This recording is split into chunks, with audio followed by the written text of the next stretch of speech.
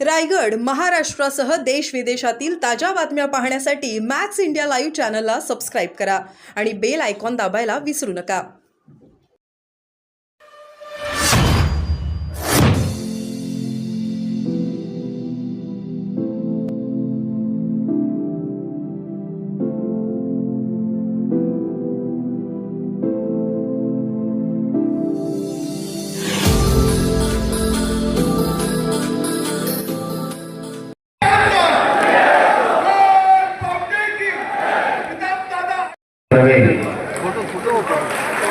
या कार्यक्रमातील अगदी सर्व पदाधिकारी आशिष आशिष आशिष शेतकरी कामगार पक्षाचा शेतकरी कामगार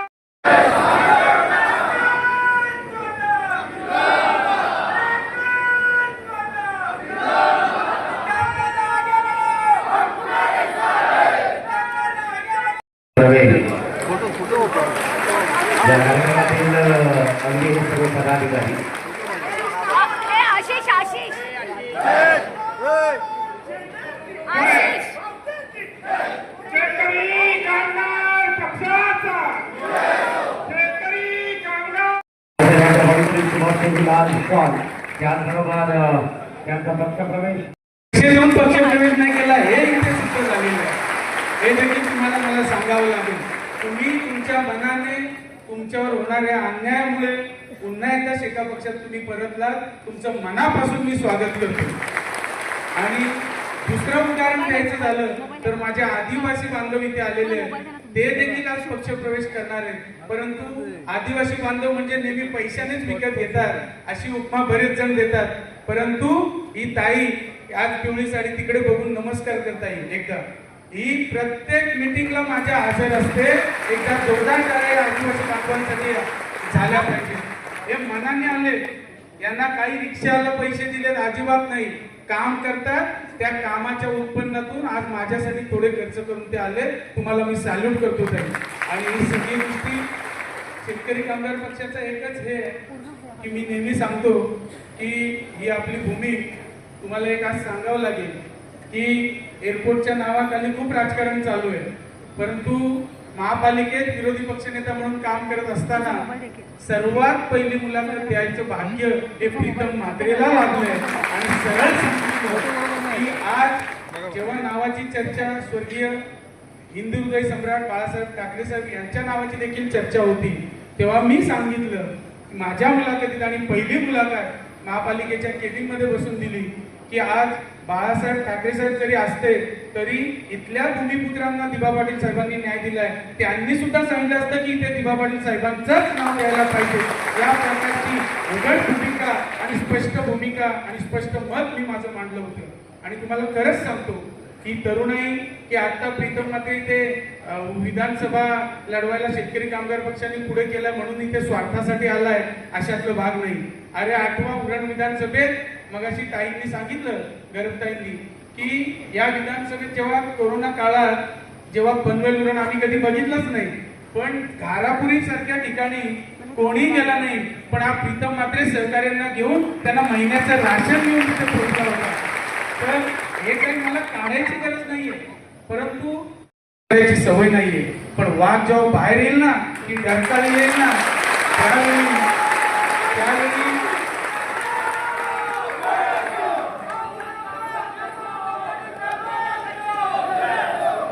वाघाला भले आमच्या पिंजऱ्यात ठेवलंय. वाघ शांत आहे. परंतु आता थोड्या दिवसात वाघ आपल्या तरुणांना आशीर्वाद द्यायला बाहेर येणार आहे. तेव्हा आम्ही दाखवतो की इथला तरुण इथला भूमिपुत्र काय चीज आहे. शेतकरी कामगार पक्षाचा प्रीतम दादा आगे बढो. आम्हाला हे देखील स्पष्ट केलं पाहिजे की गेल्या वेळी 5 वर्षापूर्वी आमदार साहेबांचा बँकेचा घोटाळा काढून त्यांनी मत मागून थोड्या फरकाने आमदार साहेबांची सीट गेली. परंतु आज उघड सांगतो मी प्रत्येक तारखेला या 2 तारखा सोडल्या तर आम्ही ज्ञानेश्वर मोरे साहेब राम भोईर साहेब आणि सगळीच शेका पक्षाची मंडळी असतो की वकिलांनी आपले ठाकूर साहेबांचे चिरंजीव राहुल ठाकूर म्हणून आहेत त्यांनी 1 तास 39 मिनिटं जज समोर आर्ग्युमेंट केलं आणि त्या आर्ग्युमेंट ती आम्ही 1 तास 39 मिनिटं ऐकत होतो आणि तुम्हाला सांगतो की 96.33% लोकांचे व्याजासहित पैसे परत फेडलेले आहेत. उरलेले जे 3.7% आहेत 3.7% म्हणजे अमाऊंट सांगतो ते सांगतो ती 3.7 म्हणजे 110 कोटी रुपये द्यायचे राहिले आणि त्याच्या अगेन्स्ट साहेबांची 840 कोटीची प्रॉपर्टी तिथे गहाण आहे. आणि मी तुम्हाला हे याच्यासाठी सांगतो कारण इथल्या बऱ्याचशा बसलेल्यांचे पैसे त्यावेळी होते. आपण बरेच जण गरीब असलो त्यावेळी ते वातावरण त्यांनी तापवलं, परंतु तेव्हा ती वेळ निघून गेली. साहेब थोड्या मतांनी पडले आणि वेळ निघून गेल्यावर आपल्याला वाटलं अरे ही चूक झाली. परंतु आज हे याच्यासाठी सांगतो पुन्हा एकदा वातावरण तापवतील. ते पैसे साहेब द्यायला मागतायत, परंतु आपला वकील तिथे आर्ग्युमेंट आता अशी करतोय की आम्ही पैसे द्यायला मागतोय, आमची प्रॉपर्टी ठेवले, परंतु राजकीय हव्यासापोटी हे तुम्ही देऊ देत नाही, त्याचा आम्हाला व्याज मिळालं पाहिजे अशी मागणी आपल्या ठाकूर वकिलांनी केलेली आहे. तुम्हाला एकच सांगतो ही सगळी शेवटी साहेब तेव्हा मोठ्या आजारातून बाहेर पडले, नंतर बँकेचा हे साठा लोटा काढला, त्याच्यातूनही साहेब लवकर बाहेर येतील. तुम्हाला सांगतो परमेश्वर सगळं बघत असतो, शेवटी इथेच करायचं इथेच फेडायचंय. आज भाऊंवर गुन्हा त्यांनी दाखल केला, मला काय नाही वाटत कारण मला माहिती आहे सगळं आम्हीच बघतो, पण 72 वर्षात असा फ्रॉड गुन्हा, अशा पक्षाचे गुन्हे भाऊंनी अनेक घेतले तुम्हाला सांगतो, परंतु फ्रॉड गुन्हा तुम्हाला वाटतं का हो ही व्यक्ती फ्रॉड करणारी असेल म्हणून? मला सांगा, कारण मी भाऊंसमोर भाषण नारायण शेठ समोर भाषण कधी करत नाही, परंतु आज तुम्हाला उघड करणं गरजेचं आहे कारण तुम्ही आणि ही सगळी मंडळी शेतकरी भाषेला अभिजात दर्जा मिळाला एक मराठी माणूस म्हणून काय समजतं? नक्कीच चांगली गोष्ट आहे आणि जे याच्या आधीच व्हायला पाहिजे होते ते झालं, परंतु जी चांगली गोष्ट आहे चांगली गोष्ट आहे आणि हा दर्जा मिळाल्याबद्दल देखील मी त्या सर्वांचा अभिनंदन करतो. एकूणच मेळाव्याला उत्कृष्ट प्रतिसाद लाभला. युवकांना आपल्याकडून खूप अपेक्षा आहेत आणि ते आपण व्यक्त केलेल्या आहेत. युवकांचं भविष्यात कसं असेल? मी तुम्हाला सांगतो की मी गावागावात फिरतोय, याच्या आधी फिरत होतो. तुम्हाला सांगतो की तरुणाईचा रोजगाराचा एवढा मोठा प्रश्न आहे आणि इथे हे कोणीच करत नाही. आम्ही तर नुसतं म्हणत नाही, ते एअरपोर्ट रोजगार म्हणून आम्ही स्वतः उघडलो, त्याला प्रशिक्षण देतो, कुठल्याही प्रकारचा चार्ज आम्ही घेत नाही. आणि तुम्हाला सांगायला आवडेल की जवळजवळ 40 अधिक माझ्या तरुण सहकाऱ्यांना तरुण तरुणींना मी मुंबई एअरपोर्टमध्ये लावू शकतो. मग हे जर आम्ही करू शकतो, आमच्या हातात काहीच नाही आहे, तरी आम्ही प्रामाणिकपणे सेवा करून त्याच्यातून मार्ग काढतो, तरुणांना न्याय देतो. तर मला वाटतं की जर उद्या ही संधी महाविकास आघाडीतून मिळाली तर माझा जो टार्गेट आहे तो मी आज तुम्हाला सांगू इच्छित नाही, परंतु तरी सांगतो काही हजारांमध्ये नोकऱ्या मी लावण्याचा प्रयत्न. साहेब मोठ्या गुन्ह्यातून शिक्षक लोक बाहेर येतात, परंतु आपले नेते विवेकानंद पाटील साहेब अजून काय बाहेर येऊ शकले? हे तुम्हाला सांगतो की मगाशी पण मी सांगितलं की फक्त राजकीय त्याला वळण दिलं गेलं, कारण फक्त जवळजवळ 4% लोकांचेच पैसे द्यायचे बाकी आहेत आणि त्याच्या अगेन्स्ट त्यांची 840 कोटी रुपयाची प्रॉपर्टी आहे. तर तुम्ही सांगा 110 कोटी रुपयेच देणं, तर हे सगळं असताना आर्ग्युमेंट देखील झाले, तर मग नंतर तिथं भेटायला म्हणजे क्लिअर दिसते की साहेब कधीच बाहेर यायला हवे. 2 वर्षापासून त्यांची प्रॉपर्टी, आज त्या प्रॉपर्टीची 840 कोटीची 1000हून अधिक रुपयाची व्हॅल्यू, कोटी रुपयाची व्हॅल्यू तिची झाली.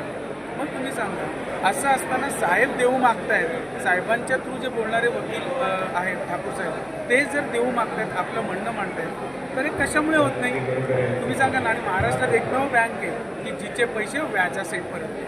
महाविकास आघाडीची जी थोडाथोड खर्च आहे कुठल्या टप्प्यापर्यंत आलेली आहे, अधिकृत होण्याची शक्यता आहे? ते तुम्हाला सांगतो की आमचे वरिष्ठ नेते माननीय जयंतभाई पाटील साहेब, आमदार बाळाराव पाटील साहेब, माझे वडील सन्माननीय जयंत पाटील साहेब आणि वरिष्ठ नेते हे त्याच्यावर आहेत, म्हणजे त्याच्यावर आणि आपण मागण्या केलेल्या हे देखील आम्हाला कळते. आणि शेवटी आपल्या पक्षाची जी ही आहे परंपरा आमच्या की आम्ही ग्राउंड लेवलला आणि रस्त्यावर उतरून आमच्या न्याय हक्कासाठी भांडत आलेलो आणि त्याच्यातून न्याय मिळवून देतो. तर मी त्याच पद्धतीनं आता तरुणाई आम्ही काम करायला मागतोय आणि आम्ही गावोगावी गल्लोगल्ली मग पनवेल उरणमध्ये सगळीकडे आम्ही फिरतो आणि मला वाटतं येत्या काही दिवसात त्याचं तुम्हाला झोतक उदाहरण दिसेल. सर मगाशी जसे तुम्ही भाषणामधून बोला, जय म्हात्रे सरांवर लावलेले हे जे गुन्हे आहेत त्याबद्दल तुम्ही काय सांगाल? मी सांगतो की 72 वर्षात माझ्या वडिलांवर, सन्मान्य भाऊंवर पहिला गुन्हा असा फ्रॉडचा गुन्हा लागला. पक्षाचे गुन्हे अनेक आहेत. मी तुम्हाला सांगतो की 84च्या लढ्यामध्ये दिबा पाटील साहेबांसोबत ते त्यांच्या त्यांचे पाठीराखे म्हणून माझ्या बाबांचं नाव होतं आणि एकमेव नेते असतील की त्यांचा फोटो जो आम्हाला दिवा पाटील साहेबांनी जेव्हा शेवटचा श्वास सोडला त्यावेळी त्यांच्यावर पुरवणी काढण्यात आली. त्या पुरवणीत तो फोटो सन्माननीय जय म्हात्रे साहेबांचा मला बघायला मिळाला. तो आजही माझ्या फोनमध्ये आहे. तिथे पोलिसांची गाडी आणि त्यांच्या डोक्यावर टाके पडलेले त्यांचं. तुम्ही सांगा ना, असं असताना ते फ्रॉड करायची आम्हाला गरज नाही आणि फ्रॉड करून काही आम्ही पुढे आलो नाहीत आणि जे बोलत आहेत त्याचं प्रत्युत्तर येत्या काही दिवसात तुम्हाला. आपली उमेदवारी जाहीर झाली आणि अनेक युवक पक्षामध्ये प्रवेश करतायत, काय सांगाल तर? मी तेच सांगतो की युवकांना एक नक्कीच अपेक्षा आमच्याकडून आहे.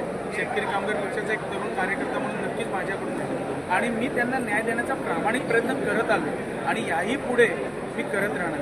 त्याच्यामुळे मला वाटतं कुठेतरी माझ्यावर असलेला विश्वास मला आज दिसतोय आणि हा विश्वास मी कधीच तो सार्थकी लावल्याशिवाय सोडणार. पुण्यामध्ये किती मतांनी आपण आघाडी घेऊ शकतो?